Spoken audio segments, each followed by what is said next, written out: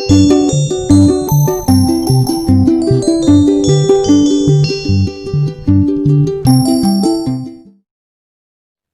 everyone, welcome to my channel. நம்ம சேனலை first time பார்க்குறீங்கன்னா பிங்கி ரோஸ் கிரியேஷனுக்கு சப்ஸ்கிரைப் பண்ணிக்கோங்க.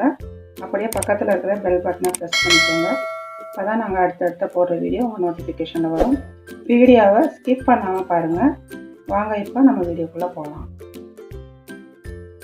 நம்ம இன்றைக்கி வெண்பொங்கல் பார்க்க போகிறோம். கல்யாண வீட்டிலலாம் பண்ணியிருப்பாங்கள்ல, அந்த மாதிரி நல்ல டேஸ்ட்டில் இருக்கும் இது. அதுதான் நம்ம இப்போ செய்ய போகிறோம்.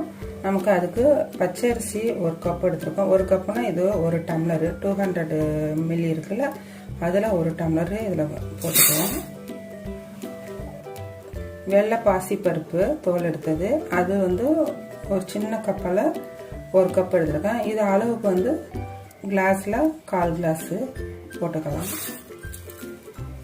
இப்போ இதை நல்லா வாஷ் பண்ணிட்டு 1க்கு 3 டைம் நல்லா வாஷ் பண்ணிவிட்டு அளவு 1க்கு 2ன்ற அளவில் நம்ம வைப்போம்.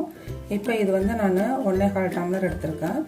அதுக்கு 1க்கு 2னாக்கா அதுக்கு 2 டம்ளரு, இதுக்கு 1 டம்ளர், 3 டம்ளர் எடுக்கணும். ஆனால் நம்ம 1/2 டம்ளரு இல்லை 3/4 டம்ளர் ஜாஸ்தி எடுத்துக்கணும். ஏன்னா இது நல்லா குழஞ்சி வந்தால் தான் இது நல்லாயிருக்கும். அதுக்காக எக்ஸ்ட்ரா 1 டம்ளர் நம்ம போட்டுக்குவோம். இப்போ இதை நல்லா வாஷ் பண்ணி எடுத்துக்குவோம். இப்போ வாஷ் பண்ணி எடுத்தாச்சு. நம்ம இதில் 1/2 ஸ்பூனு சால்ட்டு சேர்த்துக்குவோம். இப்போ இதை குக்கரை மூடிடுவோம். 2-3 விசில் வர வரைக்கும் வச்சுக்கணும். அவங்க ரைஸை பொறுத்தது. இப்போ நான் இதை 3 விசில் வைக்க போகிறேன். ஏன்னா இது கொஞ்சம் ரைஸ் பெருசாக இருக்கனால 3 விசில் வைக்க போகிறேன்.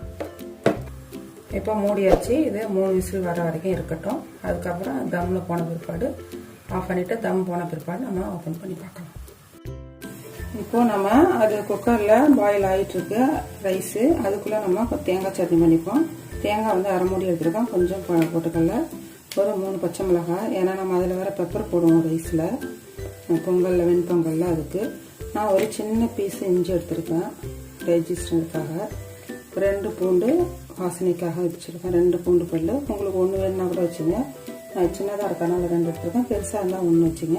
இப்போ இது எல்லாத்தையும் போட்டு நம்ம பட்டு போல அரைச்சிக்குவோம். இப்போ பச்சை மிளகாவை நம்ம உடச்சி போட்டுக்குவோம்.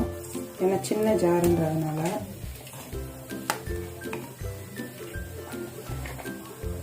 தேங்காய் போட்டுக்குவோம்.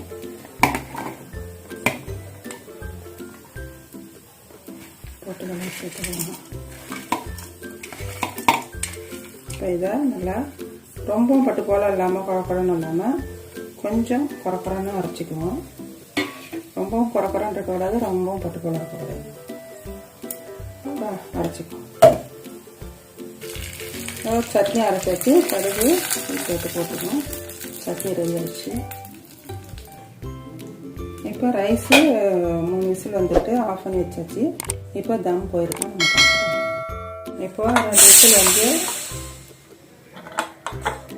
இப்போ விசில் தம்மில் ஆயிடுச்சு. தம் போயிடுச்சு. இப்போ ஓப்பன் பண்ணி பார்ப்போம். ஓப்பன் பண்ணுவோம். ரெடி ஆயிடுச்சு.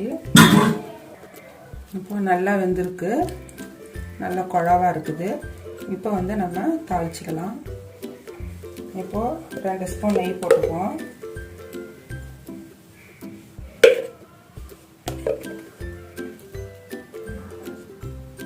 கீ நல்லா சூடாயிடுச்சு. எடுத்து உடச்சி வச்ச முந்திரி பருப்பை இதெல்லாம் சேர்த்துக்கலாம். நான் ஜீரகமும் மிளகும் பொடி பண்ணி வச்சுருக்கேன். ஏன்னா மிளகு பெருசு பெருசாக இருந்தால் பிள்ளைங்க சாப்பிட மாட்டாங்க. அது சில பேர் பெரியவங்க கூட சாப்பிட மாட்டாங்க, எடுத்து எடுத்து வச்சுருவாங்க பிளேட்டு ஓரத்தில். நான் அதனால் 2யும் பொடி பண்ணியிருக்கேன். பொடி பண்ணதை நம்ம இதில் சேர்த்துக்கலாம். இப்போ நல்லா பொரிஞ்சிருச்சு, நல்லா கலர் வந்துச்சு. இதை நம்ம அப்படியே ரைஸில் சேர்த்துக்கலாம். இப்போ நல்லா பொரிஞ்சிருச்சு. இப்போ இது மாதிரி 2யும் பொடி பண்ணிட்டோம்னா குழந்தைங்க எடுத்தும் போட முடியாது, அப்படியே சாப்பிட்டு தான் ஆகணும். இது நல்லா இருக்கும், ஃப்ளேவர் நல்லா இருக்கும். இது நல்லா மிளகு அதெல்லாம் நல்லா காரமும் ஜாஸ்தியாக இருக்கும். நம்ம இப்போ நல்லா கிண்டி விட்டுருவோம்.